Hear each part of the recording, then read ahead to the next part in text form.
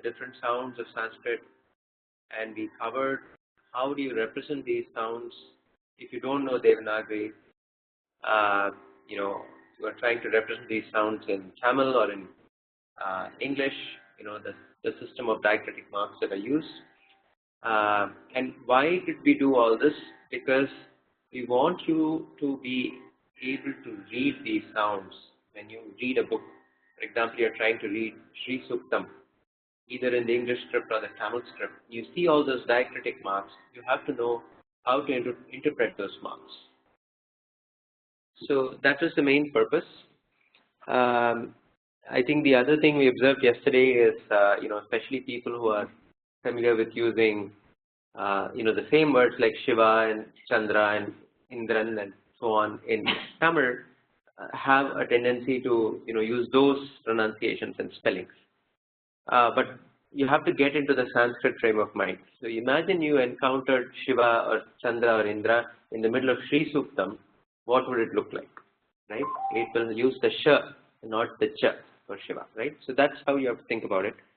Any other thoughts or comments from yesterday? If you want to, any questions that I can help answer. Different years singing, Yana. So many mistakes that we made. Okay, were you able to verify it against some text? How do you know you made mistakes? Because when when you listen in the listening itself, the pronunciation.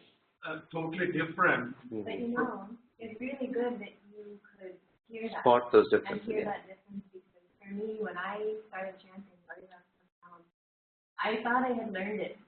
And I was chanting it, everything was going well, and then I listened to a recording of Chanting Brothers, and I realized, I'm missing a lot of things in the way that I'm chanting. It was like a tune-up for how I was chanting. So being able to hear it is the first step to getting to the level. Right. That was my fear for not learning. We have been here 11 years, but I didn't, like if Aya give it to me, then I will learn. Otherwise, I don't want to make mistakes. That's what I thought. So, yeah, no, that's the main. I have to relearn it again. No, the first step is really that desire to learn it correctly. That is like 90% of the whole thing, right? Because a lot of people are just happy the way they are. Yeah. And the first homework you asked us to do is to write our name in Sanskrit. So I observed in Tamil, in is moondu suli, in is rendu suli. That is totally absent in the. No, it is there. It is there, yeah. So if you see maybe I can use the board. So if you see the retroflex, remember tarna? Yeah. The nasal there corresponds to the Munashuri. Munashuri, okay. The Tarthadana, the next row, the dentals. That substitutes for both Rendusuli and Nagaram.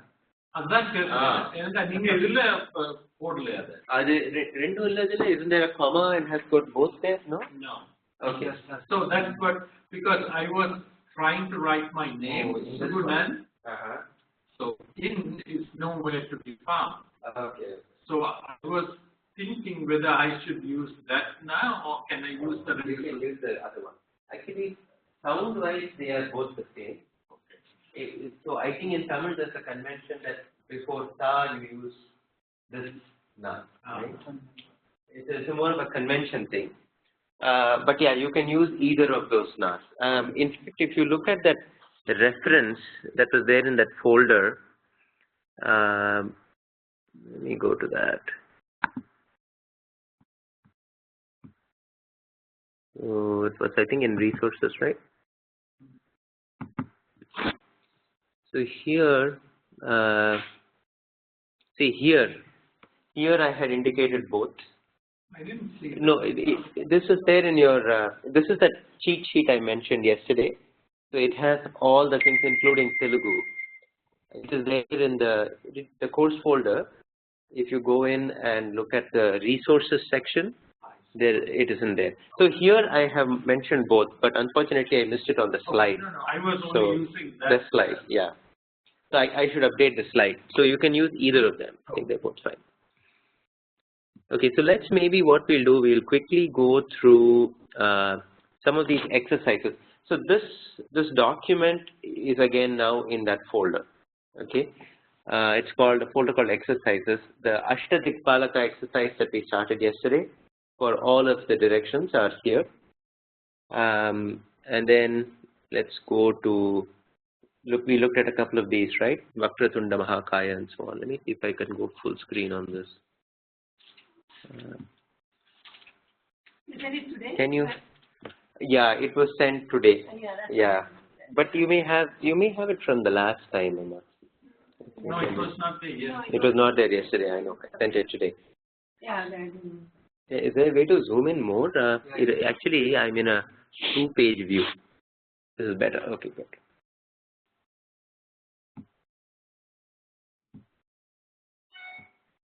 Okay, so now maybe what you can try to do is just read. Okay, try to read. Now that you've learned how to interpret all these subscripts, the 1, 2, 3, 4s, try to read it. So, do you want to start, Amma? You read this. Vakratunda Mahakaya Surya Kodi Samaprabha. Okay, Anga Surya Koti. நீங்க சொல்றதே கோடின்னு கேட்டது எனக்கு. Okay, Surya Koti, because it is, if there is no subscript, it is 1, right? It means it's 1, not 3. Surya Koti. Samaprabha. இதை எப்படி படிப்பீங்க நீங்க இப்போ? Prabha. The 4 makes it the Mahaprana, right? Samaprabha. Samaprabha. Nirvignam. Again, 4 nala Vigna. அது வந்து G with the aspiration. The Mahaprana. Vignam. Kurume Deva. Deva. Deva. Deva. இல்ல, simple. De. Deva. That is your matra. The vowel is A. Deva. Sarva Karyeshu Sarvada. Sarvada. Okay, good. Okay. Vakratunda is number 3, not DHA. No, it's not Tunda. Tunda. So you because by listening and translating is kind of challenge, because and you know when we hear Vakratunda, so it's kind of, it could be 3 or it could be 4. I wrote 3, but because that's the way I heard it, but it could be heard as 4 also. As 4 also. Yeah, and honestly speaking, that's why we believe in written references. See, you could learn somebody purely by listening, but it is difficult, like you point out, right? Even if they intend to pronounce the difference between 3 and 4, sometimes they don't pronounce it properly, or you don't hear it correctly.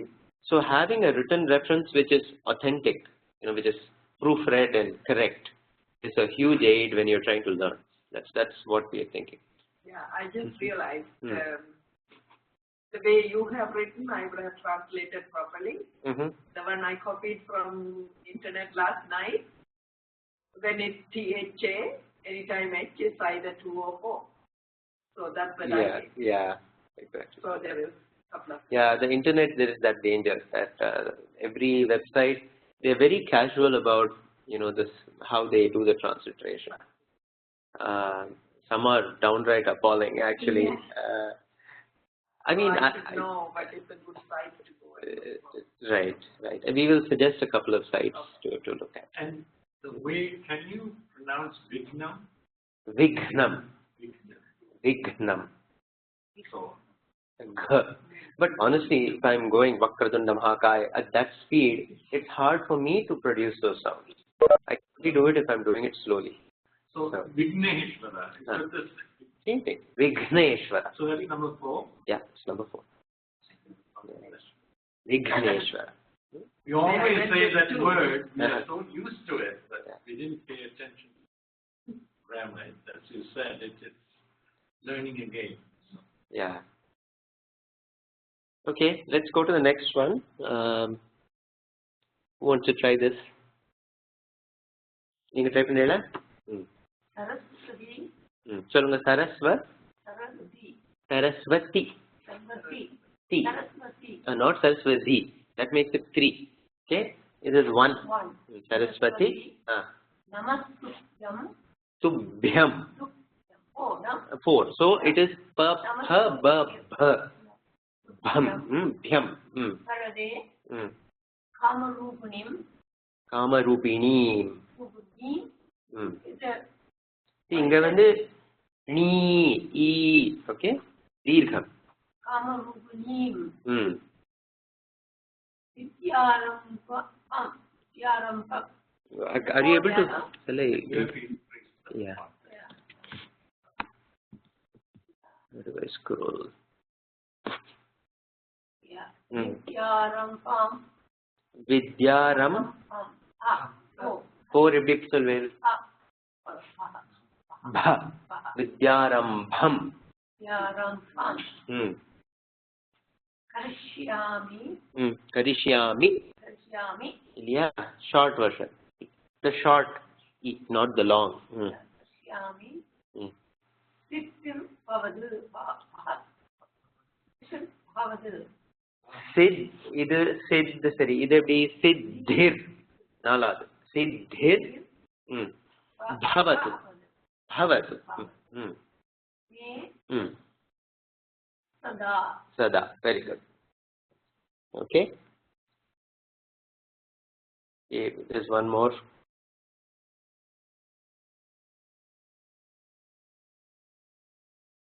In the preview window, I should just close. Hang on.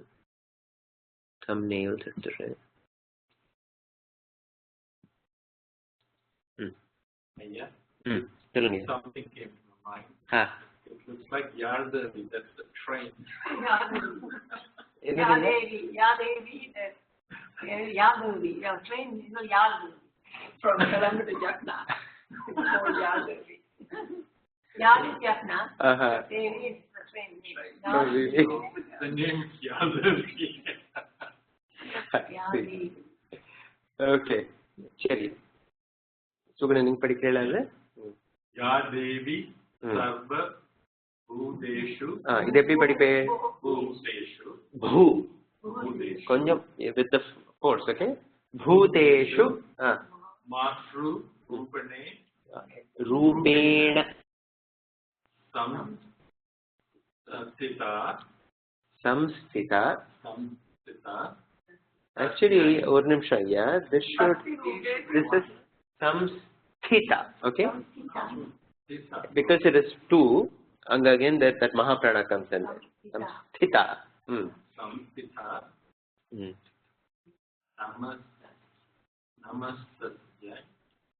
Namastasyai.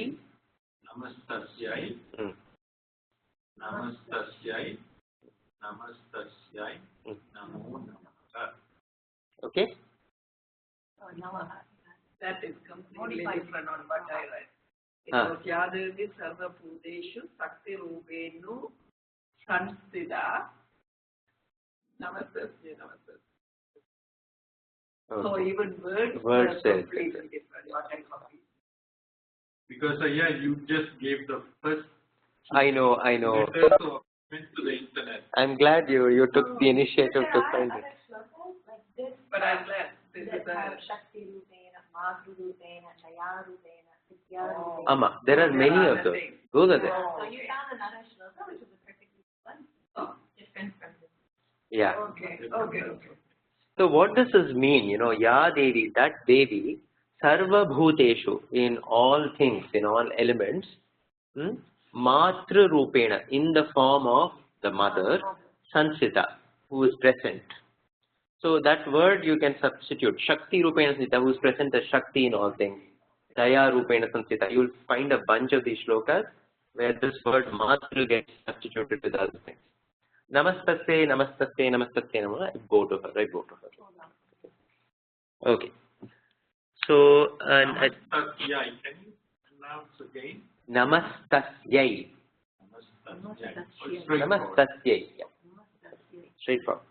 And Madru, it's just through, Madru. Matru. So this is the ru. You remember the vowels? Right. The ru, that is an amrita. Same thing. Matru. That vowel can attach to any consonant. Here it is attached to ta. Matru. Rupena.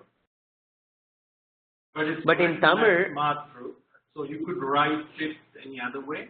No, that's the way to write it. That's the way to write it. But in Tamil, like we said, we don't really have an equivalent for that vowel. So we end up writing it as RU, or just ru. Because there is no real equivalent. In Devanagari, that vowel is separate from the consonant. So that is the ru in the vowel sequence. Exactly. Yeah. Okay, there was one more. Maybe we can go through this. This was the Dhyana Shlokam. I need to zoom in at it, right? It doesn't let me zoom in further than this. Okay.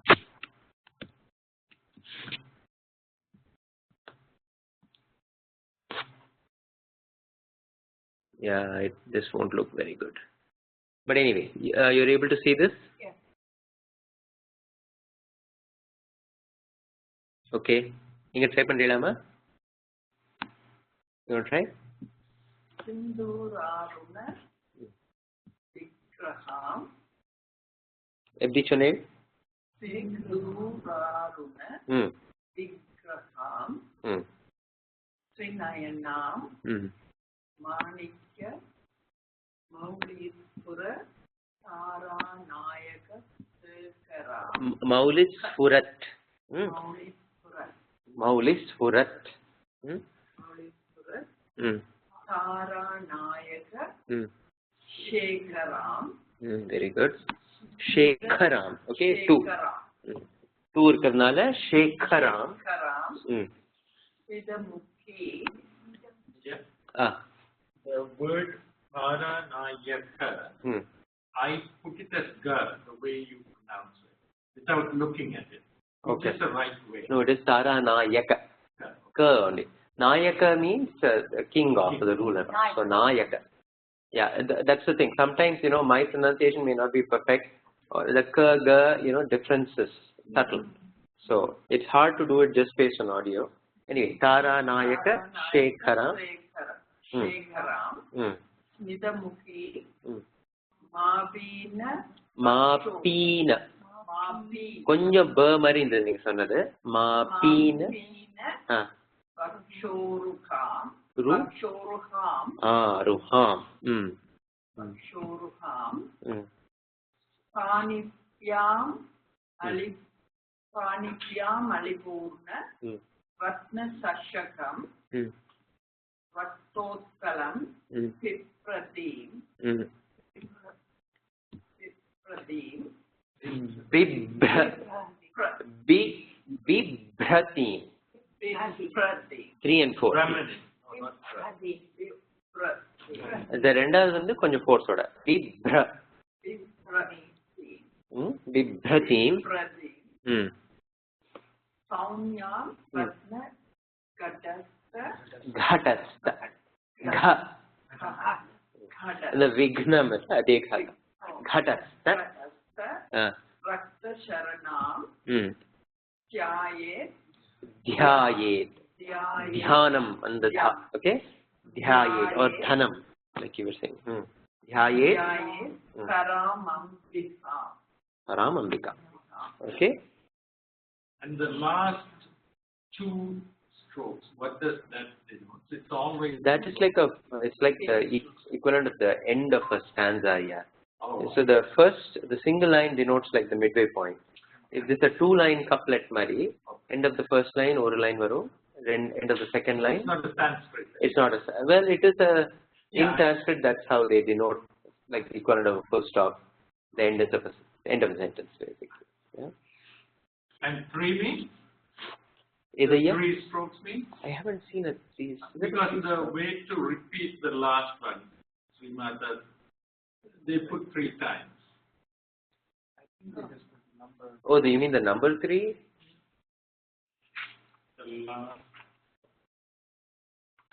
It's okay.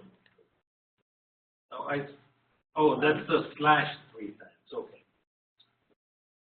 Oh, I think they just want you to repeat that. Repeat 3 times. That is just yeah. Okay, so we went through that. I think we'll skip that today. So we will now start on the main topic for today, which is really Vedic Sanskrit. And yesterday, whatever we've been talking about so far is, like we described, is something called classical or Paninian Sanskrit. It is the Sanskrit that the sage Panini codified and standardized, and that's what we use today.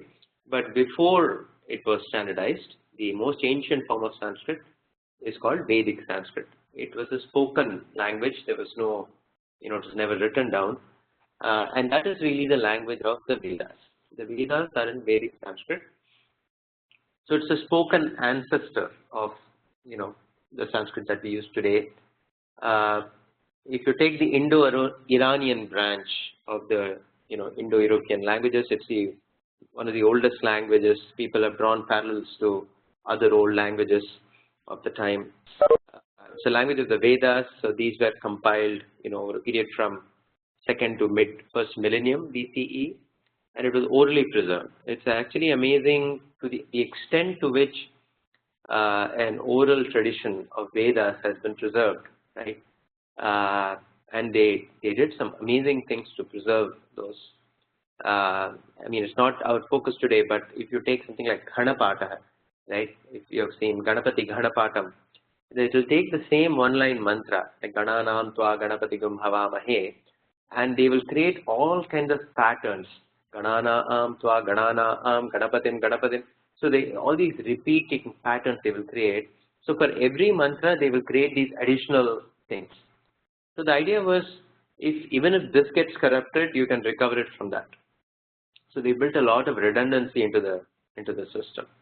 Anyway, so it's amazingly preserved orally, and it predates any kind of writing system in India by several centuries. So it was never written down in the early days.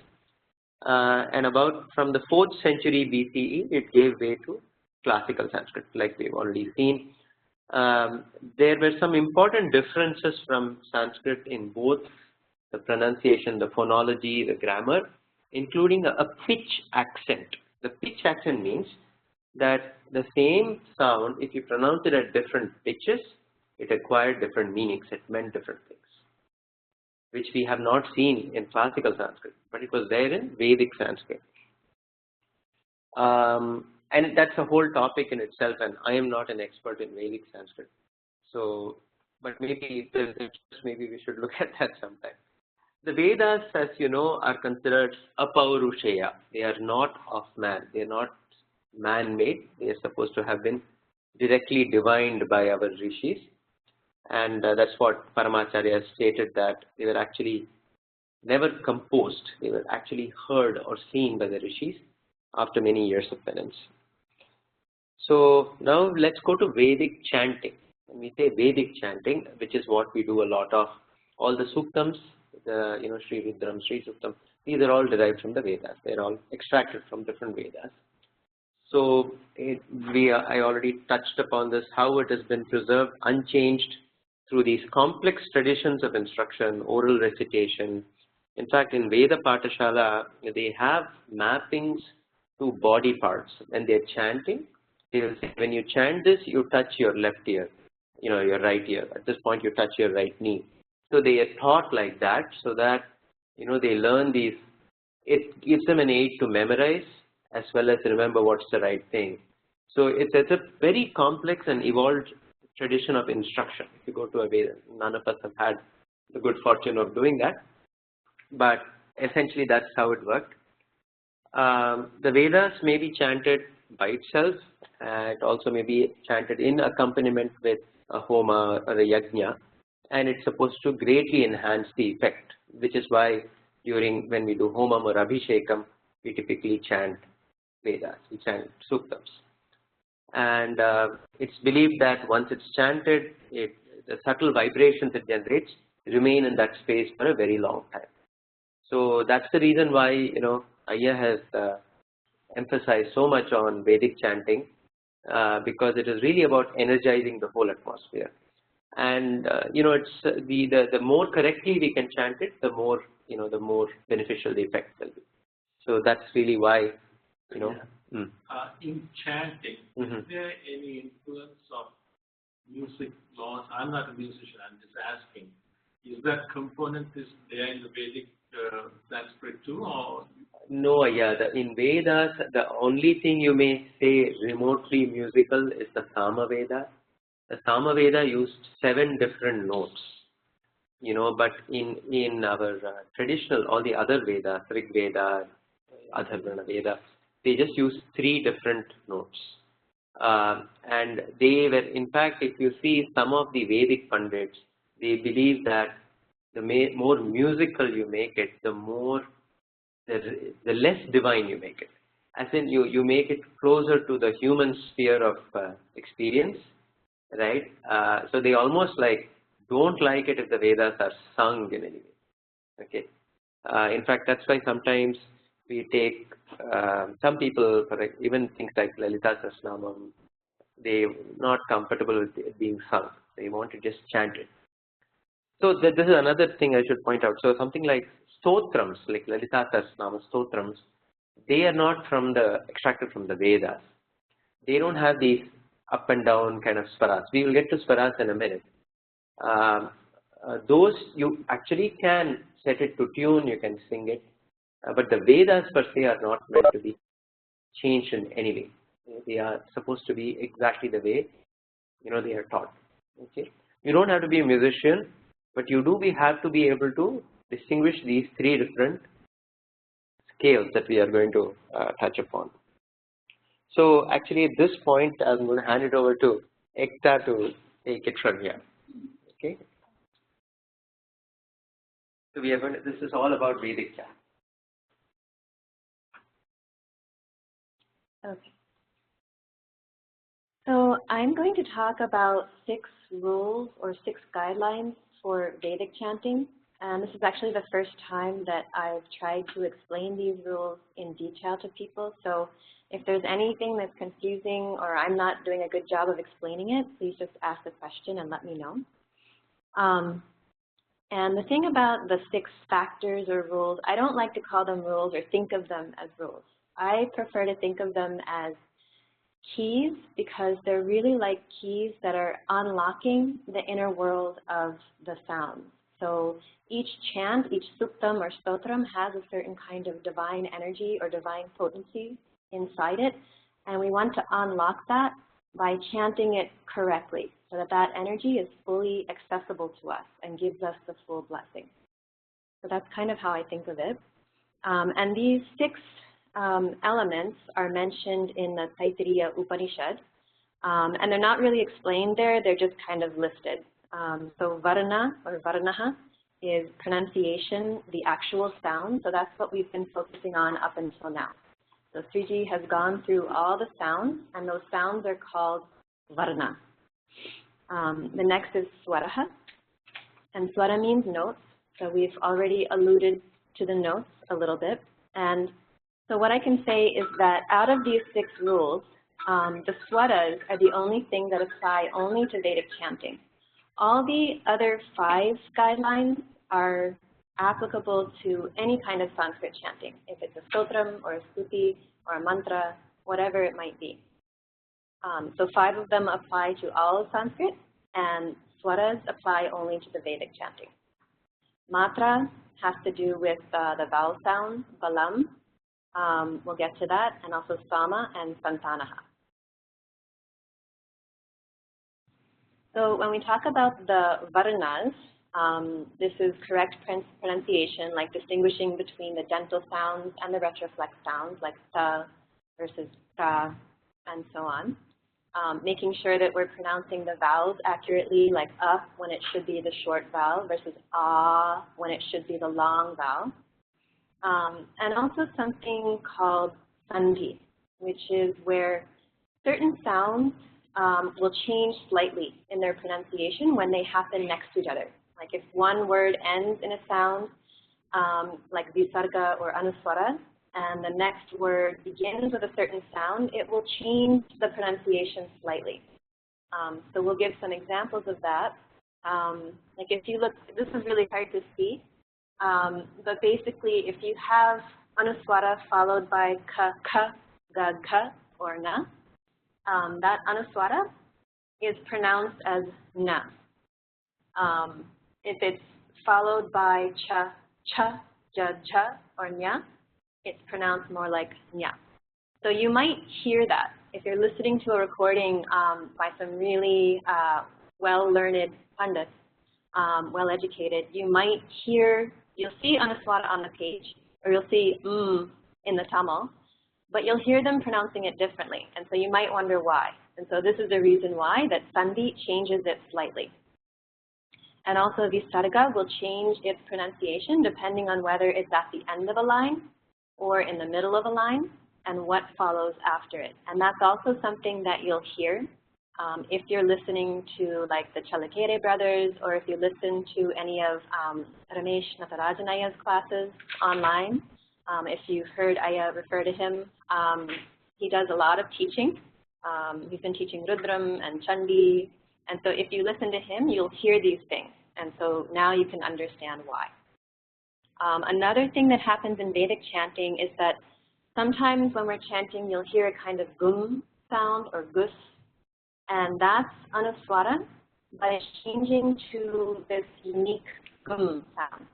So the most common example might be Om Ganana Anva Ganapati Gum Havamahe. And so that's really Ganapatim, but because it's followed by a ha in the Havamahe, it becomes Ganapati Gum Havamahe. So that's why you hear that gum sound in the Vedas. And you won't really hear it in classical Sanskrit. It's more of a Vedic thing. Okay. So I wanted to show these pictures because the varnas, or the sounds that we're talking about, are not just sounds. They're not just vibrations in the air. They're considered to be living goddesses, living mothers. So we actually call them matrukas. So a lot of the time you'll see a reference to like a mantra matruka or matruka pita rupini, and that's referring to Divine Mother in the form of all these little goddess mothers. And so they all have their own form, their own certain colors associated with them, their own vahanam, a vehicle. They might have different numbers of heads, different numbers of arms, and this all has some kind of really deep and profound significance. I don't understand all of it. I just know that they all have their own form, their own unique identity. So the one on the left is, this is Im Devi, and the one on the right is Eem Devi. So they might look very similar on the page. It's just an I or an I with a bar, but you can see they're like completely different beings, different forms. And there's one Upanishad that gives some detail on what is the kind of significance or unique gift that each sound is giving you. It's the Akshamalika Upanishad. And so it gives some of those details. So Im Devi is the giver of wealth and steadfastness or firmness. Eem Devi gives clarity in speech. So they all have a really unique blessing that they're giving to you. And that's one of the reasons why we want to be so careful to pronounce them accurately, that if it's an I, we make sure we say I, and if it's E, we make sure we say E. So that's just a little explanation on the Varnas. And one other thing I can say is that, you'll remember that Sriji explained that the script for Sanskrit is called Devanagari. Does anybody know what Devanagari or Devanagar means? Like Nagari, do you know what that means? It means city. So Devanagari means the city of the gods, or basically the place where the gods live. So that's telling you that the sound itself is the God, the living force, and the script is just the place where that lives. So the script itself is not really the sacred aspect, it's the sound that's sacred. And this one I included just because it's so beautiful. This is Aim Devi, and Aim is the Bijakshara for Saraswati. And so it's kind of interesting that Aim Devi has this peacock as her vehicle, and the peacock is also associated with Saraswati. And the unique qualities of this sound, this is referred to as the pure and noble one, the Shuddha Satvika, attracting all human beings. So when you go on pronouncing I or Aim Dream Dream over and over again, this is one of the things that you get from that. You get this pure and noble energy, and that becomes a part of you just from chanting that sound. Okay, here is showing the difference between thumb and thumb. So thumb looks a lot like Saraswati Devi with the white lotus and the veena, and she's the giver of wealth of grains, the pleasing one. And thumb, she's holding some different things. She's got an elephant, and she's the remover of all diseases, the good one. So each sound really has a unique blessing. All right, so now we come to the second rule, which is swaras. So as Sriji mentioned, in Vedic chanting, there's a lot of emphasis on the exact pronunciation and also the intonation, the pitch that we chant the sounds. And as he mentioned, it's part of the meaning. So in English or classical Sanskrit or Hindi or Tamil, we can raise our voice, lower our voice, say anything we want, like that or like this, and it doesn't change the meaning at all. But in Vedic Sanskrit, it does change the meaning. If you say something with a rising tone, it means one thing. If you say it with a falling tone, it can actually mean the opposite. So it's kind of a unique aspect of Vedic Sanskrit. And there's a story that's found in the Puranas that Paramacharya actually tells in one of his books. And it's a pretty dramatic story. There's somebody named Twashta, who's some kind of, divine being. And for some reason, he really doesn't like Indra. He's the enemy of Indra. So he does a yajna or a homam to get a son who's going to be the killer of Indra. So he just wants to get a son who's going to defeat Indra and kill him in battle. So he does the yajna, he chants the mantras, and then he makes his request in Sanskrit. He chants everything with good pronunciation. The only problem is he changes two swaras. There's one up swara that should be down, and there's one down that should be up. And as a result, instead of saying, give me a son who would slay Indra, he actually says, give me a son who would be slain by Indra. So what happens is he gets his son named Vritra, and Vritra goes to battle against Indra and has some nice victories, and then he ends up getting killed by Indra. So we're not trying to say that if you pronounce the swaras incorrectly, someone's going to die or bad things are going to happen. But it's just this idea that we really want to be careful. We don't want to change what we've been given. These Vedic suktas have come to us from the rishis, and they didn't come up with them. They didn't compose them. They received them directly from divine consciousness. So these are like these divine gifts that have come to us through many, many, many years of tapasya done by the rishis. And then how many, thousands of people, of, Brahmin scholars have dedicated their lives to learning the Vedas and practicing them and memorizing them exactly. And, over all the thousands of years, these suktas have come down to us in a certain form. And so we want to make sure that we chant them as accurately as we can so that we're not changing something or sort of inserting our own, ideas into it. So in terms of the swaras, there are 3 notes that we want to worry about.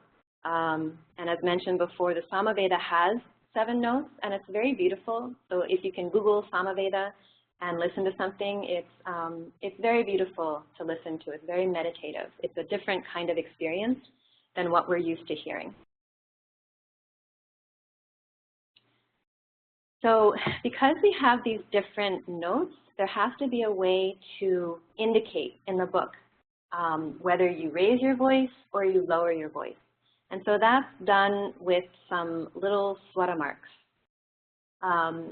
So if you can see here, so basically there's 3 notes. There's the higher one, the middle one, and the lower note. The middle one is the shruti.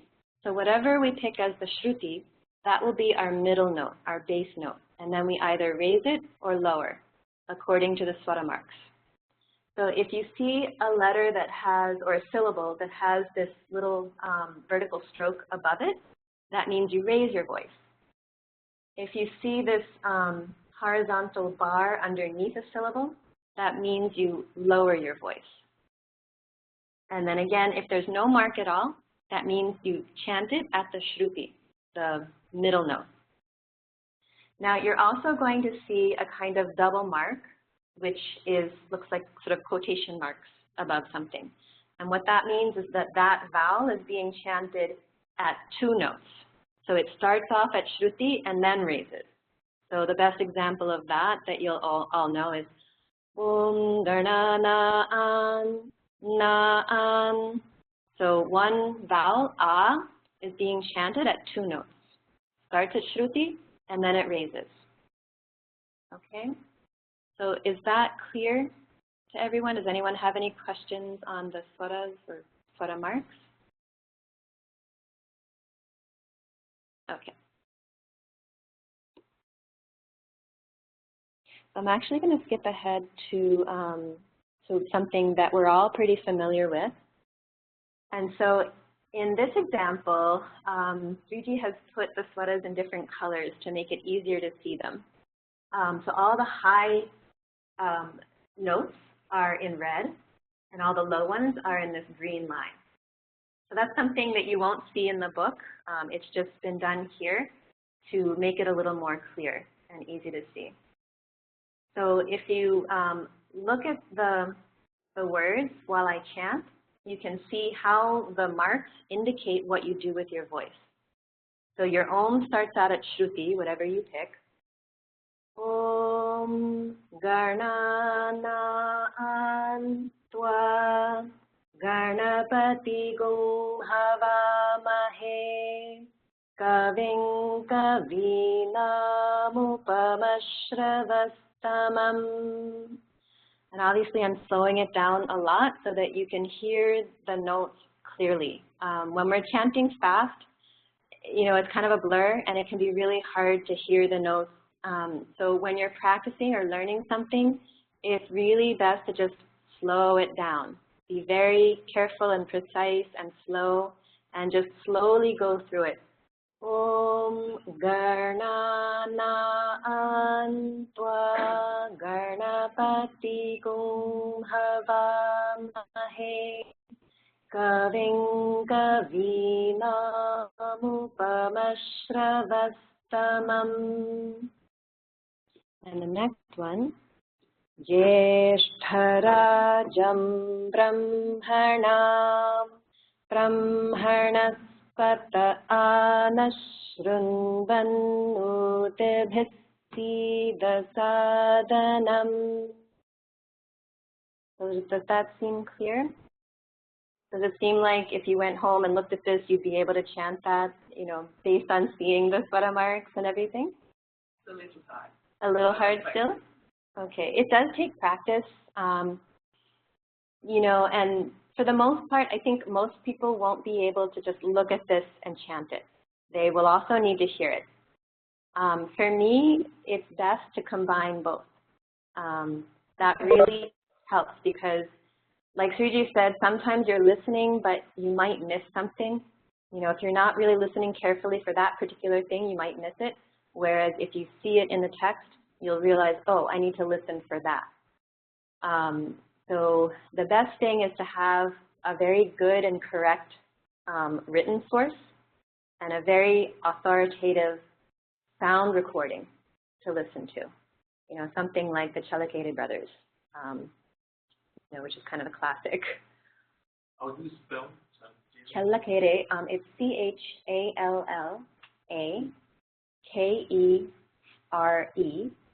brothers, and they're based in Bangalore.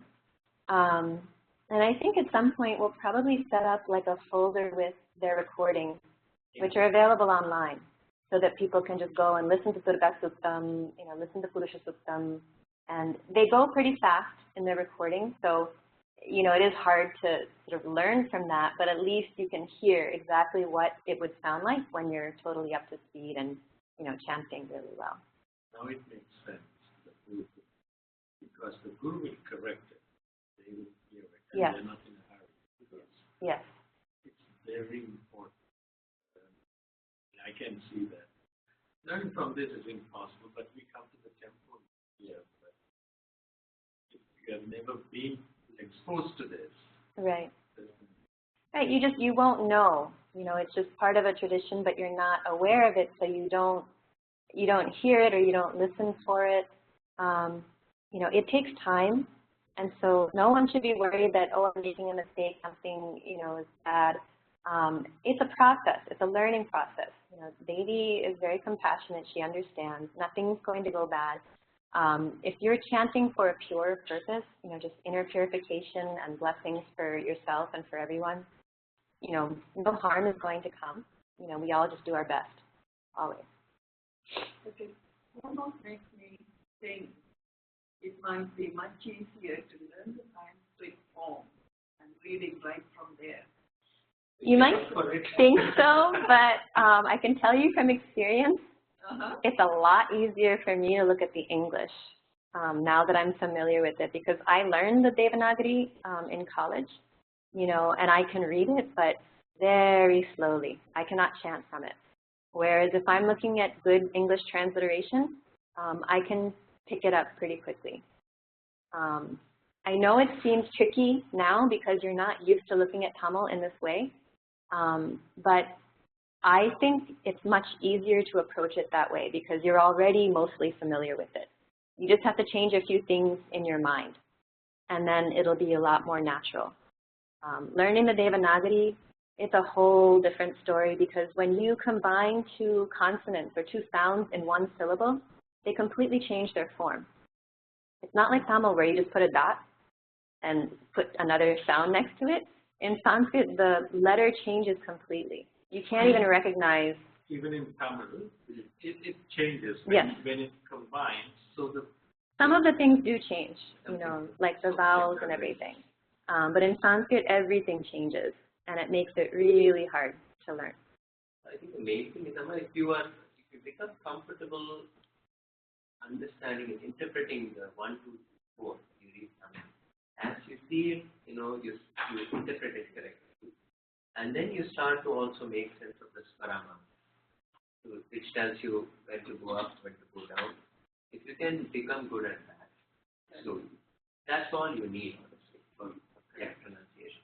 Learning Devanagari would basically mean, even for the basic pronunciation, now you have to learn to use it. You don't have to do that. Yeah, but the main thing is, a large part of the motivation for this course is a lot of people don't know what all these symbols mean. We have texts like Sri Chaitanyananda, which are marked up like this. But with the notes, there's no so that's what I thought. Not everything from the Vedas, right? No. There are parts of it which are from other sources. They won't have these markings. If there is a Rudram, if there in the appendix for Sri Chaitanyananda, it will be marked up like this.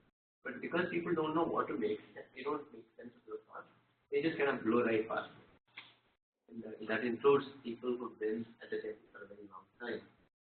And people who read, and in English it's a little harder because there are two sets of diacritics, one for the pronunciation. So you see on Brahmanam there is a line over the A, that is just asking you to extend the A. And then there's another set of marks for the Swara. And they're all in one color, and it is a little challenging, but you can. Different lines. Yeah. So I just didn't see it with those markings. Yeah. So I'm like, where do you find those? Well, Tamil or Tamil, yeah. In the daily pujas book, I believe there are no swaras. In which book? Daily pujas. Natarajan uncle was pointing that out to me. But the suktams here. I'm not sure, even those might not have. So, you probably don't want to use it. Once you learn it, it's completely in your mind and So that's one of the reasons. right now, the best source is Sri Chaitanyananda. Yeah, that has come on. Maybe I should take Yeah. a copy of that book. Yeah. I'll run out to get. Okay. I'll just get it. I'll just get it so you don't have it. So yeah, so that's in Tamil. So you can see it in Tamil. For English readers, we have Devi Padakas, which also has the swara marks placed carefully. But that's right now, that's only in English. So that's a little tricky for everyone else. Yes, it's being worked on. It takes a long time to correct these things because, you know, we have to find the right source, and then the source would be in Devanagari, so going through the Devanagari very carefully for all the, not just the diacritics, the dots and dashes and everything, but also the swaras for the Vedic parts. It takes a long time, but it's getting closer. We're aiming for Navaratri. So that's what we're aiming for. You know, and that'll be in English.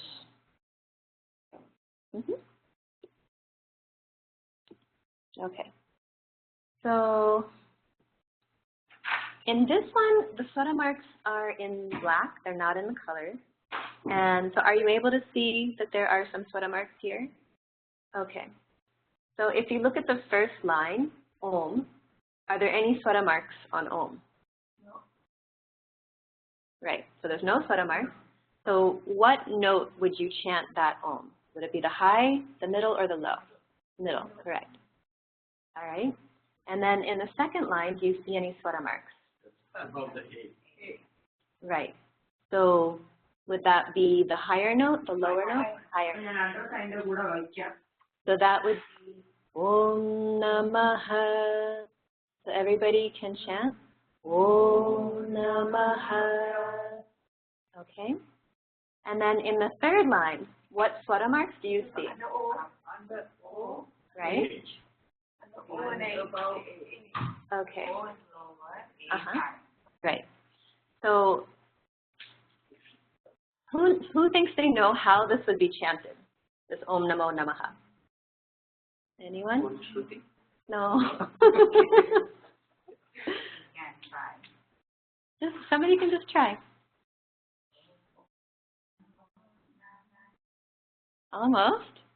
It would be Om Namo Namaha.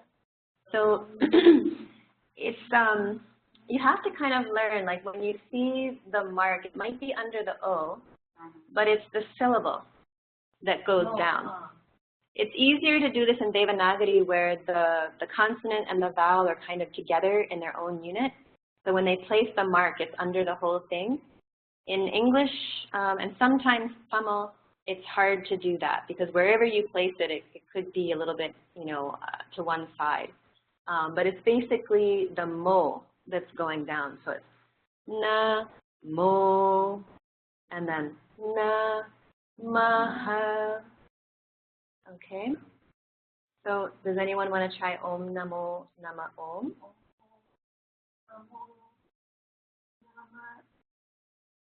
So this swara mark is below Namo, Namo, Nama Om.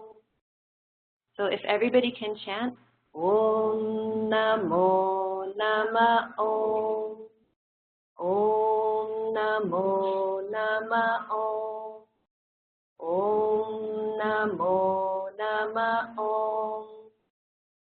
Okay, is that a little more clear? Okay. Now the next line is mostly the same. So let's try the very last line. This is more complicated. We've got a mo going down, a ma up, and then a final up swara. So we can all try this together. Om Namo Nama Om, Om Namaha, Om Namo Nama Om, Om Namaha. So can everybody try it without me?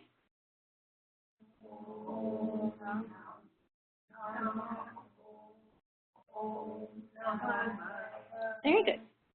Okay. So now, is there a question? I'm trying to ask a question.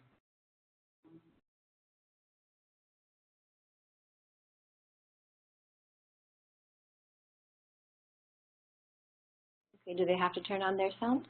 Or can you turn them on? You know who it is. Yeah.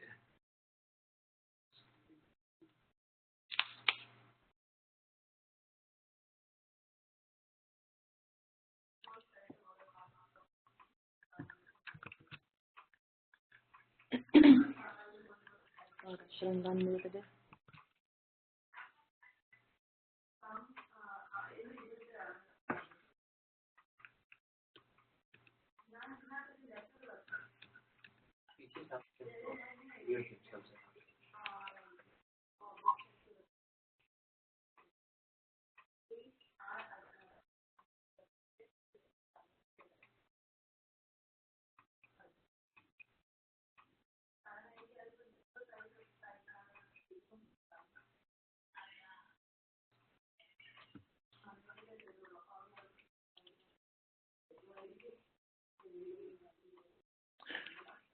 Okay.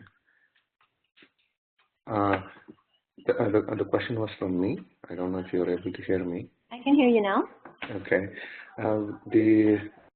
In the first the Gananam, when we said, I'm not able to differentiate the Swarita from the Udhata and the Anudhata in some of the words. For example, if we take Shrunvan Nuti Visi, the Sadhanam, if you can say that, differentiating each syllable that goes down with the Swarita, it will be helpful, like what we just made with the Om Namo Namaha.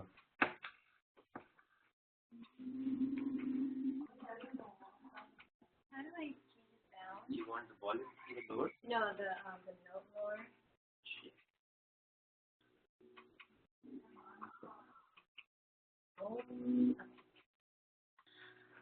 All right. I'll try to make it a little clearer.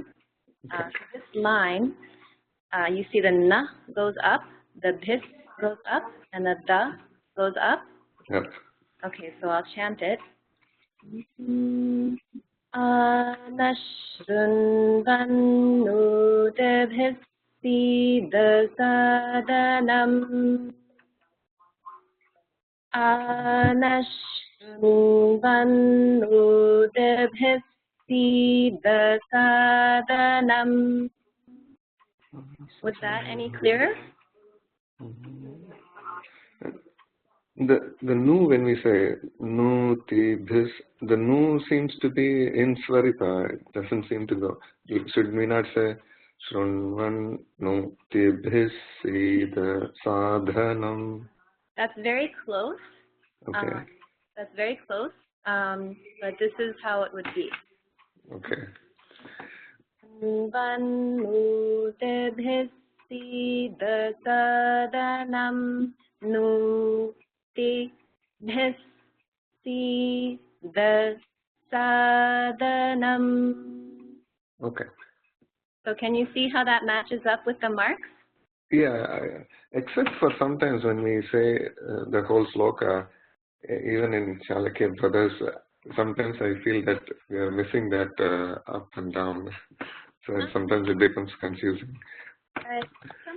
They may be chanting very fast, and certain sounds, it's a little bit harder to chant at the notes. You know, just in terms of singing or chanting, sometimes the sounds don't, sound very clear at that note, or it's a very short sound, so you kind of miss the note. Right. But if you just, when you're chanting, just focus on aiming for that, it should come out okay. And I think over time, I think your ear will get developed. It can take a while for your ear to be able to hear the notes clearly. For me, I played classical piano for 12 years. So with that, you really, really focus on notes. So my brain was trained to hear notes.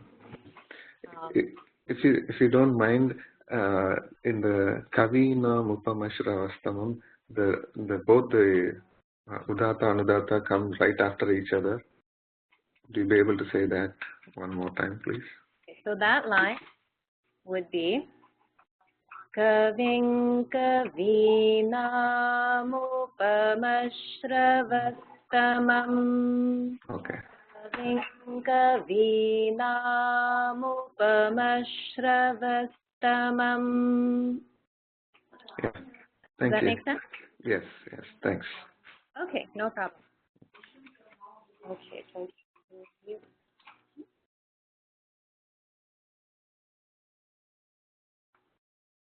Okay, so that's swaras, and we've spent quite a bit of time on that. So why don't we just quickly go through the other 4 rules so that you're exposed to them. And I'm not trying to sort of go into real detail with it, but just to sort of let you know that it's there so that when you're listening to chanting, you can start to think about these things and try to understand them. So when we come to matra, the 3rd rule, matra has several meanings, and one of its meanings is a beat or a unit of time. It's kind of like a measure of time.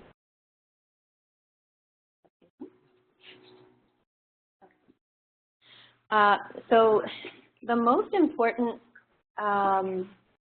distinction that you want to make is with the vowel sounds. So in Sanskrit, you have short vowels and you have long vowels. So what I've done here is I've put the main vowels, leaving off and a hum, and all the long vowels are in red, and all the short vowels are in blue. So when you're chanting in Sanskrit, you don't chant everything at the same rate or the same beat. It depends on what the vowel is. So the long vowels are chanted roughly twice as long as the short vowels. And what that does is it gives you the rhythm. So a lot of stotras have a specific rhythm. And so by arranging the words in those specific ways, you get a very beautiful pattern of the rhythm. So something like Mahishasura Mardini Stotram would be something like Ai Giri Nandini Nandita Medini Vishwavinodini Nandinute. And every line is more or less just like that. So by arranging the words with the long vowels and the short vowels and so on, you get a certain rhythm. In the Vedic suktas, they tend not to be that regular. So it's not like a regular pattern, but there is a rhythm, and it's based on the way the sounds are combined, whether it's a short vowel or a long vowel, or whether 2 consonants are in a syllable together, and so on. So if I were to chant the vowels and observe the matras correctly, it would sound like this. A, I, U, R, Ru, L, Lu, A, I, O, Ow. So can you hear the difference? If you're looking at the blue and the red, can you hear the difference in the length of time between the short ones and the long ones? Okay, so when you're chanting a line in Sanskrit, you want to observe those periods of time, and that gives you the correct rhythm. So next we have the first line in Durga Suktam. And so what I've done is I've put all the long vowels in red and all the short ones in blue so that you can see, quickly. And so I'll chant this line and sort of exaggerate the timing effect. Om Jata Vedase Sunavama Marati Yato Nidahati Vedaha. So I exaggerated it a little bit. You wouldn't really chant like that when you're going at full speed, but that's the idea. You can hear how the long vowels are longer, and it gives it a rhythm. It gives it a certain flow. And for me, what I find is when I'm chanting with that flow, or I'm listening to someone in that flow, it's incredibly soothing on my mind. It's something that takes you into meditation very easily and very quickly. That's why if I sit down to meditate, I'm not very successful. But if I chant something, automatically, like as soon as I finish chanting, my mind just automatically goes into meditation, and I just feel like sitting there.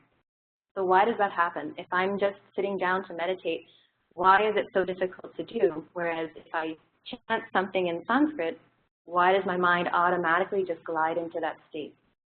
You know, it's because of the sounds, it's because of the energy in the sounds, and for me, it's also that rhythm, that very beautiful flowing rhythm. So that's the rule of matra. Yes. Mm-hmm. Because we learned it from Tamil.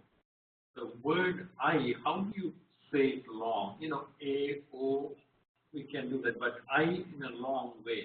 What you're saying is long, right? Just think about the duration. You say E, I.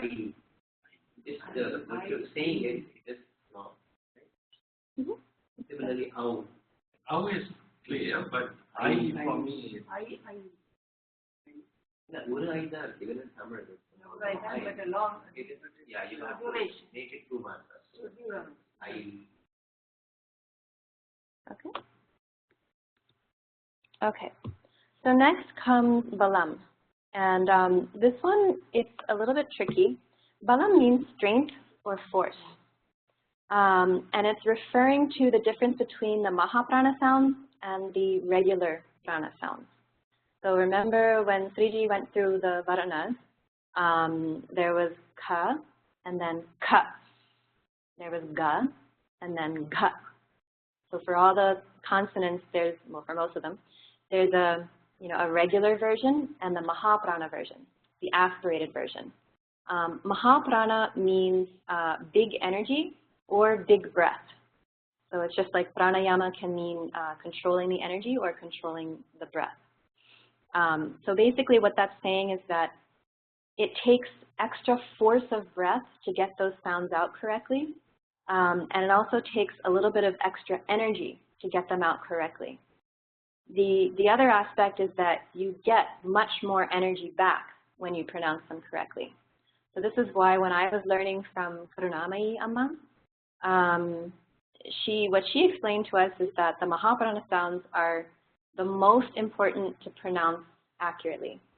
They're difficult for Westerners, they're difficult for people from Tamil background because the languages don't have those sounds in them.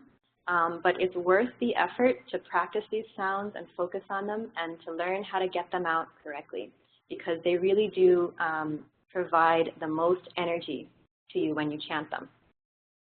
So one of the things about these sounds is that to pronounce them correctly, you actually have to contract your stomach muscles.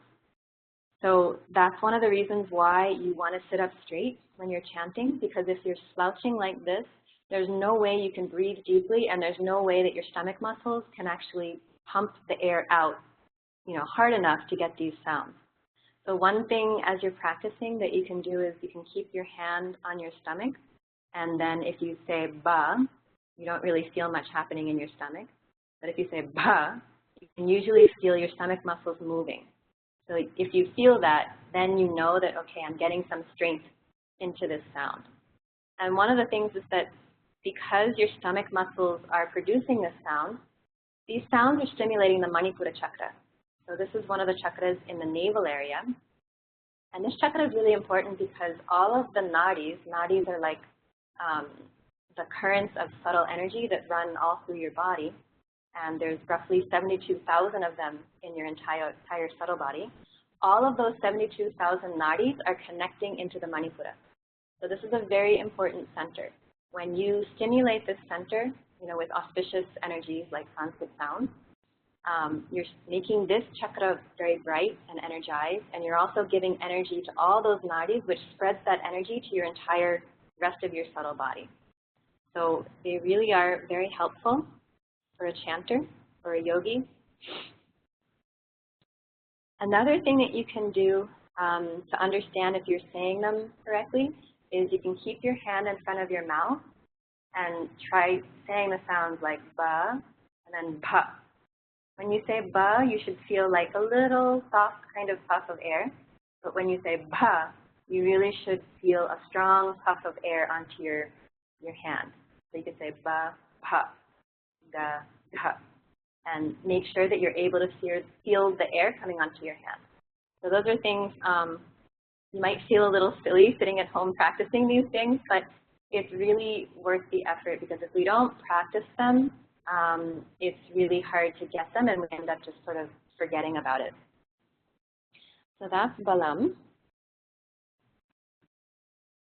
And this is just a little illustration of the difference between, on the left we have bum Devi, and on the right we have bhum Devi.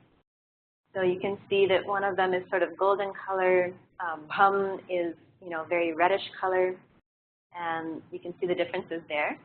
And bhum Devi is the remover of all doshas, the auspicious one, and bhum Devi is the pacifier of all bhutas, the terrifying one. So I think that's sort of talking about sometimes, there could be things troubling us, bhutas, like it could be a negative energy or a negative thought or a negative, some subtle being that's a little bit, naughty. And so that sound is helping to remove that negative energy and take care of it. So that's one little illustration. Okay. So now we come to the final two rules, sama and santanaha. So sama means same or even, just an even flow. And what this is referring to is that when you're chanting and you pick your initial shruti, you want to stay at that shruti. So your middle note should be the same. Your pitch will go up and down according to the swaras, but the middle note should stay the same. And that's why we use a shruti box, because it keeps us on shruti. If you ever forget what you started at, you just tune into the shruti and you know what note you're supposed to be chanting. So you don't want to start drifting up and then drift back down. You want to have an even shruti. You also want to have an even speed. You don't want to vary the speed excessively. Sometimes we do that a little in the temple if we realize, oh, it's getting late, we need to speed up, and so we don't have lunch at 3 o'clock. But ideally, when you're chanting as a spiritual practice, you want to keep the speed even and regular. And that's important for generating the very pleasing sound vibrations. And finally, you want your volume to be even. You don't want to be suddenly loud in some places and then soft in others. You just want to have an even volume. And so all of these things, when you maintain that sound in your chanting, creates a very pleasing effect. Finally, we have santanaha, which has to do with the flow of sound, whether the sounds are flowing in a continuous way or if there's a pause somewhere. So generally, if there's an end of a line, you'll see that mark that Suganan uncle was asking about. And in Sanskrit, that's called danda, which just means stick or staff. And so that's used in Devanagari to indicate the end of a sentence or the end of a line in something. And so when you see that, there's a slight pause, and then you start the next line. The general rule in chanting, either Sanskrit or Vedic Sanskrit, is that you want to link the sounds together. You don't really want to have any pauses in the middle of a line unless there's a rule that tells you to do that. So if you have something like one of the lines in Durga Suttam, it would go, Tamagne varnam tapasa jwalantim vairochanim karma bhaleshu jushtaam. Notice how all those sounds are one continuous stream. You don't want to say tam agne varnam tapasa jwalantim vairochanim. You don't want to have a break. You want a continuous stream of breath, a continuous flow of sound. And you don't really pause until the end of the line. And what that does is it actually controls your breathing. So it's creating a kind of pranayama automatically, just by chanting the line in the right speed and rhythm, and then you pause, you can take a breath, and then you chant the next line, pause and take a breath. So automatically you're regulating your breathing. So the energy is traveling according to the sounds, and then you take a breath, and that stimulates the root chakra in a certain way, the way that pranayama does. So everything works together to get your energy active and moving. So you might, if you're listening to the Chalakere brothers, you might hear some pauses in certain places. and you might not understand why there's a pause because it's not the end of a line. And it turns out that there are some very specific rules for when you make a pause in the middle of a line. And so one example is when you have a long vowel followed by another vowel. So one word is ending in a long vowel, and the next word is beginning with a vowel. And that would be like this line from Durga Suktam, Agne Atrivan Manasa Grunano Smakam. So that would be chanted as Agne Atrivan Manasa Grunano Smakam Bodhyavita Tanuna. So everything was a continuous flow except for that one place between Agne and Atrivan.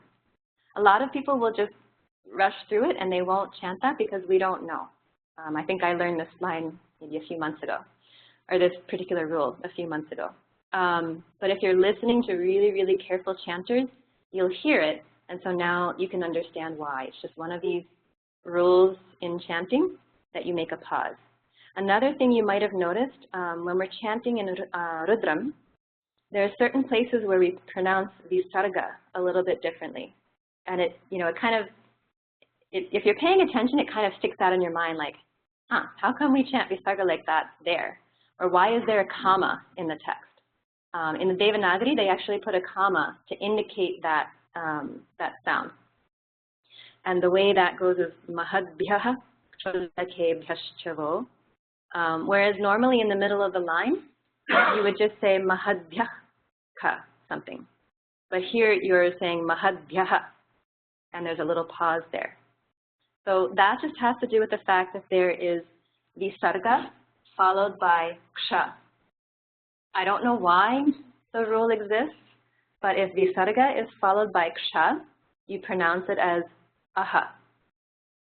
So namaha chatrabhyas mahadbhyah kshullakebhyas. So for whatever reason, there it is. So when you hear that, you'll know why. Does anyone have any questions about the final two rules? Okay. All right. All right, so that's it. No, I thought you were going to do these. Okay. Okay. So now we come to something called, and I just want to go back a little bit to what Ekta was saying. These rules of chanting, we don't know all these rules. We don't practice all these rules. We've not been to a Veda Pathashala where it was drilled into our heads from the day we got there, right? We are also discovering this, and it's a journey. So as you listen to more and more accomplished chanters, then you sort of begin to wonder why they do it that way, and then you discover there is a rule governing that. That's how it is, yeah. For me, the biggest revelation is it's also scientific to regulate how you are going to do divine being. So there's not a single thing which is done just because. So everything. It's very precisely designed. When you say regulates the breath, my goodness, it's easy to forget why you what you're doing and why you're doing it. It's not just saying a poem or asking, oh, please bless me. You're actually invoking the blessing for yourself by chanting. You see the result right away. That's the proof itself. Mm-hmm. Yeah. And especially the pronunciation part, plays a huge role in mantras. When all of our mantras have so many bijaksharas, and there's a bum and bum, and like Ekta pointed out, there are huge differences between those things when you look at it from an energy standpoint. So when especially and this entire Sanskrit, the Varnamala which you learned, they get mapped to the chakras. So there's a particular japam called the Shat Chakra japam, which at some point with Ayya's permission we should cover. But essentially the 50 sounds, the vowels and the consonants, map very nicely to the different petals of the chakras. And there's a way to do japam where you go around the chakras, chanting those different heat sounds. So anyway, those are very important for multiple reasons. So now we come to something called chandas. Every time we recite something like Lalita Sahasranamam or anything, there's always a reference to what is a chandas, right? So in the Veda we don't use rhyme. We don't have rhyming lines, right? It's like you do in poetry. But instead there are different types of meters. What we call meters are also called chandas, and these are regulated by the number of syllables or aksharas. Remember I said at the very beginning, all of Sanskrit and many Indian languages, you think in terms of syllables, right? Any word you try to break it up into syllables. So in a particular stanza, like in the Rig Veda, each stanza is called a Rig. You have to look at how many syllables are there, and typically each stanza is broken up into 3 or 4 parts or padas of equal length. Okay, so there are different flavors of these or different patterns. One of the very common ones is called the Anushtup or Anushtup chandas. This has 4 padas or 4 parts of 8 syllables or 8 aksharas each. Okay, for a total of 32. And so you have 2 padas, 2 parts forming a line. So for example, Vakratunda Mahakaya Surya Koti Samaprabha. So let's look at the syllables now. Vakratunda Mahakaya 8. Surya Koti Samaprabha another 8. Nirvignam Kuru Me De 8. Va Sarva Karyeshu. What did I miss one? Nirvignam Kuru Me Deva. Oh, that's 8. Yeah. And then Sarva Karyeshu Sarvada, another 8. So you have 4 parts of 8 syllables each. So the thing to remember is the syllables themselves may be short or long depending on the vowel. Like I explained, if they have like Vakra, Tunda, they are all short syllables because the vowel is the short version. But where you have Ma, Ha, Ka, right, those are long. So there is no guarantee that each part will be of the same duration. The duration can change depending on if there are a lot of short vowels, it will be shorter. If there are a lot of long, stretched out vowels, it will be longer. But what is fixed is the number of syllables, the number of aksharas. So that gives you what is called Anushtup chandas. Another common chandas is called Gayatri chandas.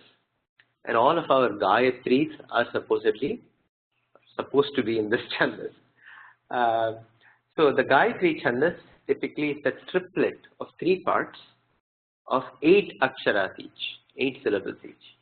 For example, Om Tat Purushaya Vidmahe. Okay, so Tat Purushaya, that is 5, right? We don't count the Om. Vidmahe, so it gives you 8. Mahadevaya Dhimahi, another 8. Tanno Rudra Prachodayat. Okay, 8 plus 8 plus 8. So any Gayatri, which is like, you have Gayatris on Lakshmi, on Shiva, on Shanmukha, is supposed to be in Gayatri Chandas. Just introducing you, and there are many of them. If you look at something like 50 or 60 different Chandas patterns are there, but some of them like Anushtup Chandas and Gayatri Chandas are way more used than some of the others, which are very rare. Okay, just something for you to know when next time you say, this particular mantras and this chandas, you know what you're actually talking about. Prachodaya. Is it spelled right? Yes. See, remember this is Cha. Prachodayat. Yeah. And if we were using the ISO standard, we would actually put a line over the O to indicate that it is Dirgha. In IAST, it only uses that. So this is just an exercise we had. If we want to do this. So essentially, this is one in a non-standard transliteration scheme. Can we rewrite this using, our transliteration scheme? This is from the Ledgasasnam, and this is from the web. I found it on some web page. And can we analyze the chandas? You want to try this? Support. We'll write it in English. Okay, we get a lot of Tamil.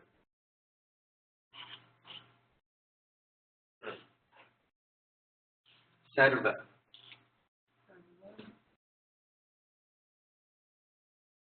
Okay, right? Anything? This looks good.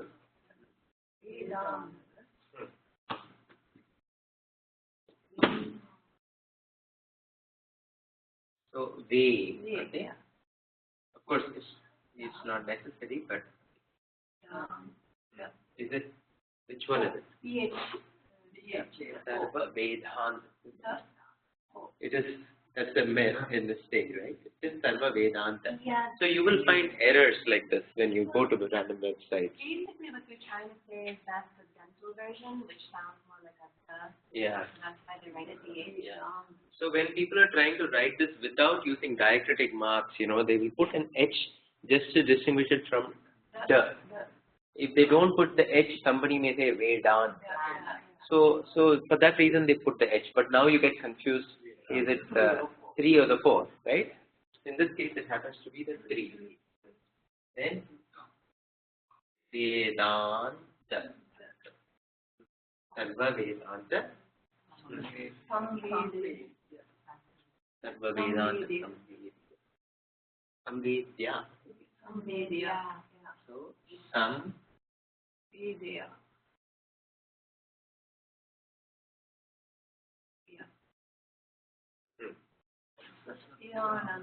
Satyananda Swarupini.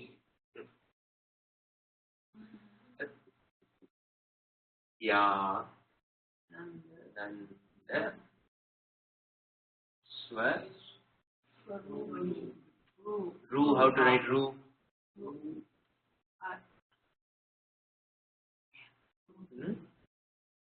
E, which one? It is this electroplex. Swarupini. Okay? Swarupini. Then So it's more Swarupini. Sure. Swarupini. Yeah? So it's more yeah. Yeah. Again, it will not be apparent. No, when you don't use that. it. Yes, it is. Swarupini. Lopa. Yeah. Lopa. Mudrarchita.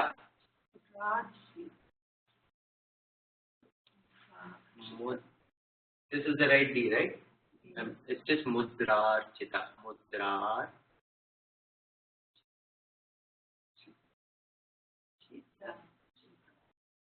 Right?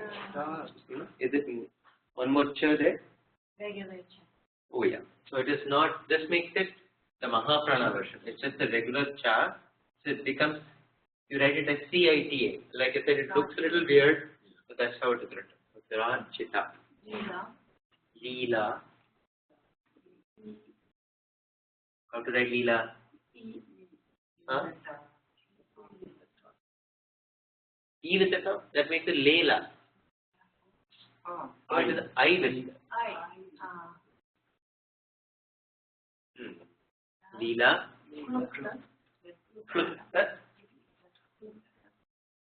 So if we are trying to use the vowel here, so we have to write, remember? Look, so there is, we won't write a U or a I or anything because that is the vowel. Yeah. Itself is the vowel. Okay. Plus the Brahmanda Mandala.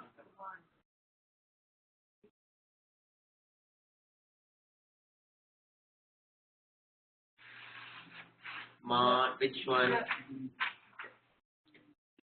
2. No, 3.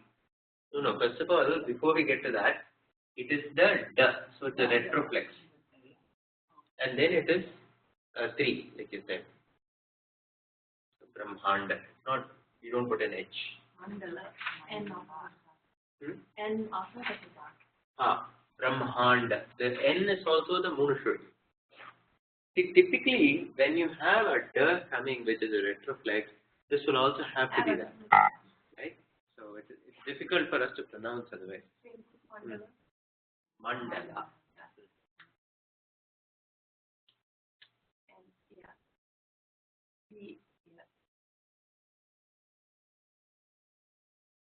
Dala. Pardon?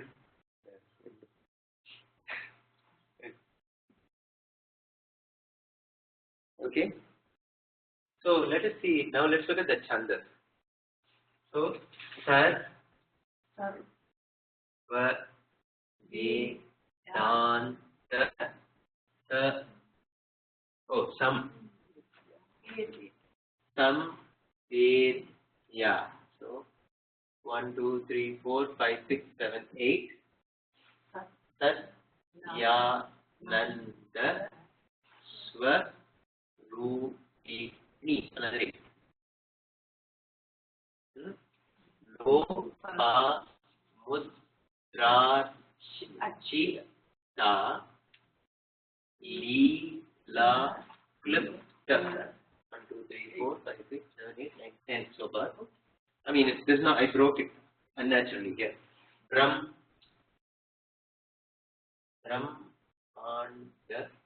mandala.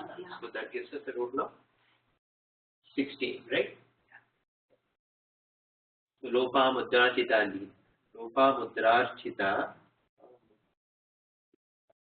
Lila klipta brahmanda. So that is what is that now?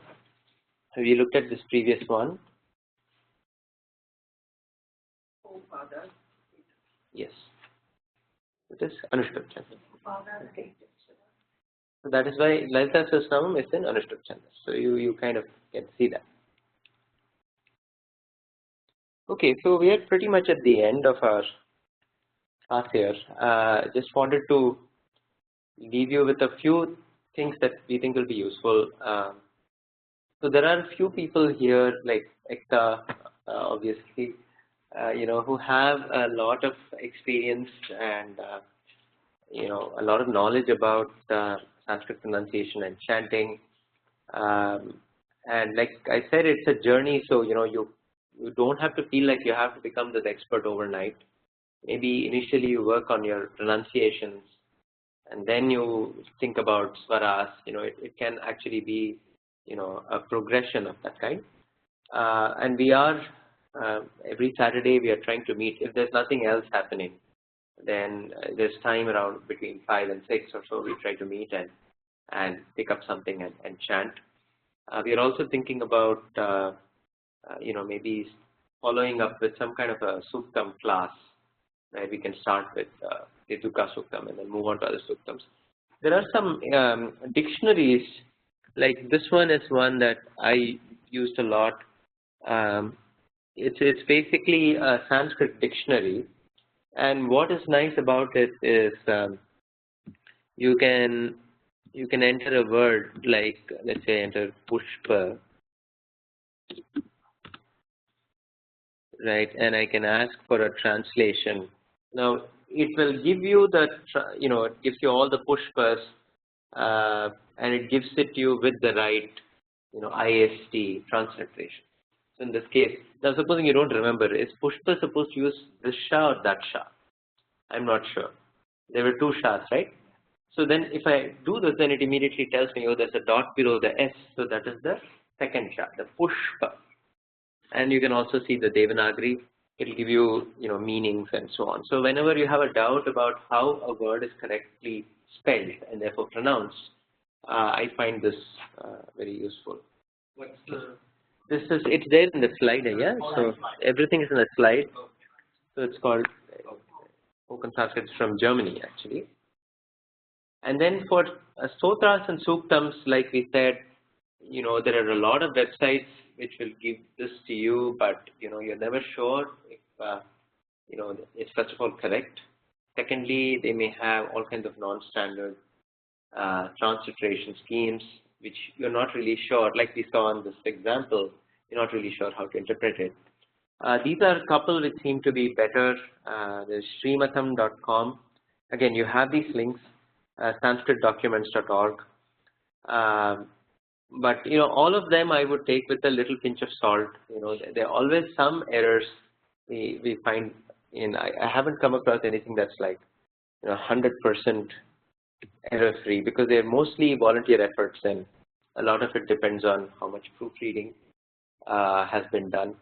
In terms of references, this is just a bunch of links if you're interested in further reading about Sanskrit, Vedic Sanskrit, the phonology, transliteration schemes, and so on. And then I think I just wanted to say, so like Ekta mentioned, if you're trying to learn a Sanskrit shloka or a sukta, start with reference material from a reputed source. Don't pick the first thing you find. Both the written version and the recorded version, the audio recording, make sure it's from a good source. Unfortunately, a lot of the suktams that we chant in the temple, people have learned by ear, just listening. And and the other thing is, when we are using it, let's say we are doing Purusha Sukta Vidhana Puja or Sri Sukta Vidhana Puja.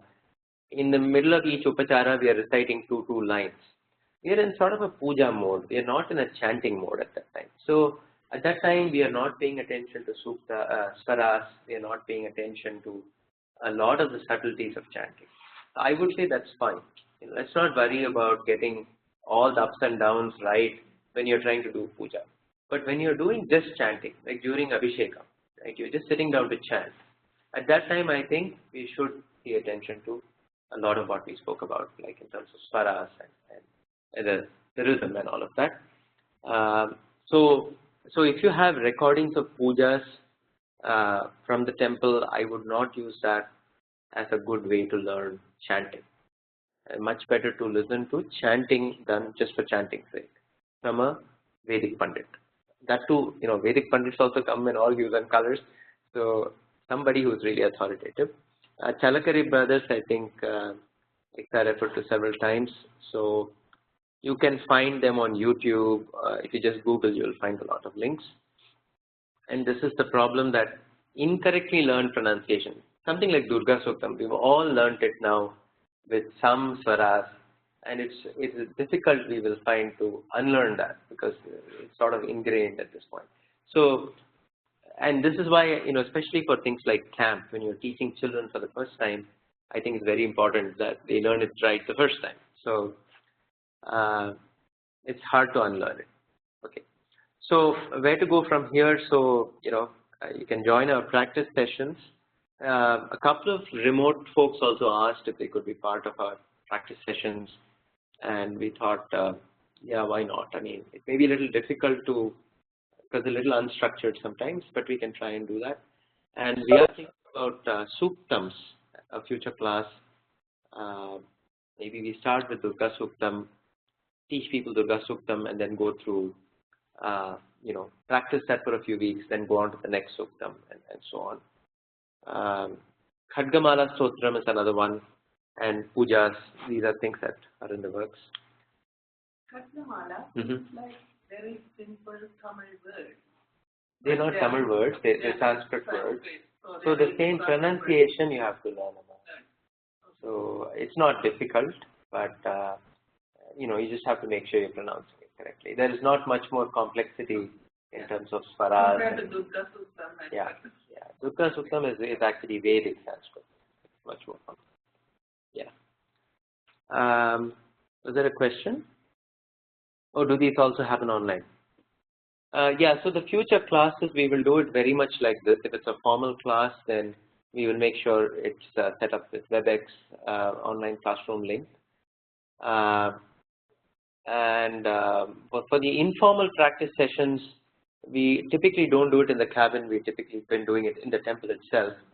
And we were just discussing, maybe we can do either WebEx or Skype or live stream. You'll find some solution for that. These classes, that is yesterday's and today's session, those recordings will be available if you ever want to refer to it in the future. And we'll also be sending out a feedback form. I've also included, just for those of you who are inclined, if you go to your course folder, so maybe it's a good time to, is there anything to add? Let me see. So if you go to your course folder, just so you know what's in that folder.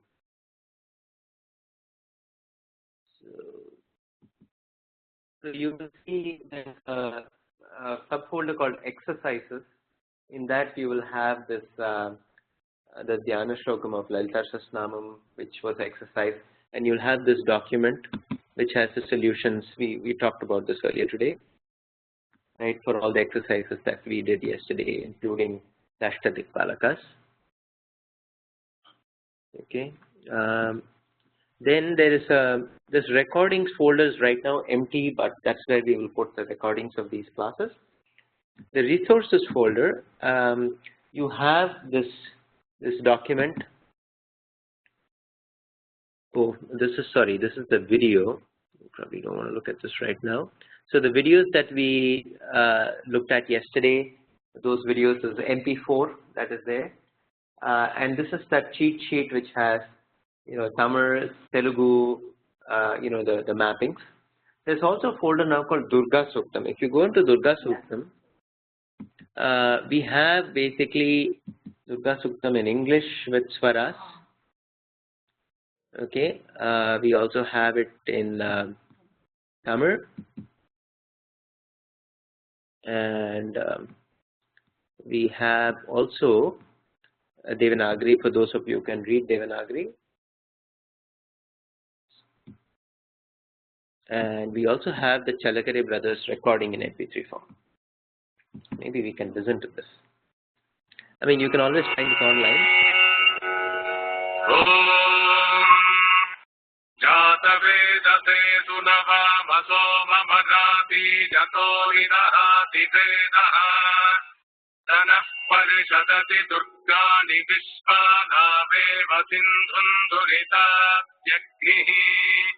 Tamagnivarnan tapasat kalantim vairochanim karma phaleshu jushtam Durgan devigam sharanamaham prapatye sutarati tarate namaha Agne tvam parajaram yo asman swasti bhirati durgani vishva Oscha prithvi bahulana kurvi tavato kajatanajajayo Vishwanino durgaha jata vedasindhundana duritati parshi Agde atrivanmanasa grinano asmakam bojhavita tanunam Kridanaditagam sahamanamukravaktigam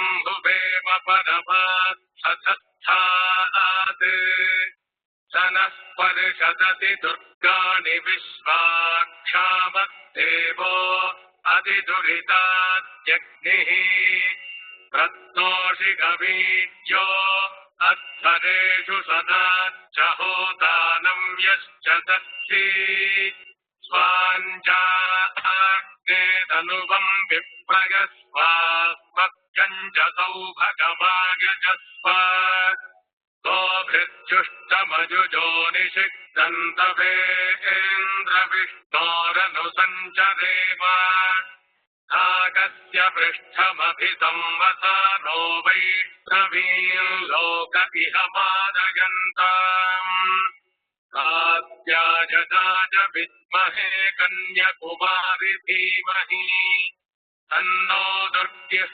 prachodayat Om Shanti Shanti Shanti. Okay. Anyway, this is just for you to get started. If you want to get started with Durga Suktam, you can. So that's it. Any other comments or suggestions, you can always feel free to send it to me. And thank you, everyone. Thanks to Parani and Vilas also for helping out the logistics.